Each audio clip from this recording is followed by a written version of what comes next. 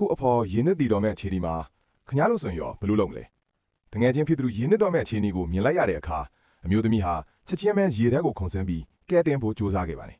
ဒါကိုမြင်လိုက်တဲ့စမ်းပြောင်ကတော့လန့်သွားပြီးသူ့လူတွေကိုတန်လောင်ရင်ကြီးကိုအမြန်ပြန်ဆွဲတင်ဖို့အမိန့်ပေးခဲ့ပါတယ်ဒါပေမဲ့မထင်မှတ်ထားတာကတော့ရှောင်ဖေးတယောက်ပျောက်ကွယ်သွားခဲ့တာပါပဲတကယ်တော့ရှောင်မိတ်ကသူ့ကိုအချိန်မီကဲထုတ်သွားခဲ့တာပါဒါကိုမြင်လိုက်ရတဲ့စမ်းပြောင်ကတော့ဒေါသတကြီးနဲ့သူတို့နှစ်ယောက်ကိုတနတ်နဲ့အဆက်မပြတ်ပြေးခတ်ပါတော့တယ်ဒါပေမဲ့ကံကောင်းစွာနဲ့ပဲတစ်ချက်မှမထီမှန်ခဲ့ပါဘူးသူတို့နှစ်ယောက်ကုန်းပေါ်တာဖို့ကြိုးစားနေတော့ပါပဲရေမြင့်ကြီးတစ်ကောင်ကသူ့နေမီကိုကျူးကျော်တယ်ဆိုပြီးရုတ်တရက်တိုက်ခိုက်လာပါတယ်သူတို့နှစ်ယောက်ကြောက်လန့်တရားနဲ့ကုန်းပေါ်ကိုအပြေးတက်ခဲ့ရပြီးလွတ်မြောက်ဖို့အတွက်လမ်းကွဲပြေးခဲ့ကြပါတယ်ဒါပေမဲ့သူတို့မသိလိုက်တာကတော့အရှိမဒီထက်ပိုပြီးကြောက်စရာကောင်းတဲ့အရာတွေစောင့်ကြိုနေတယ်ဆိုတာပါပဲ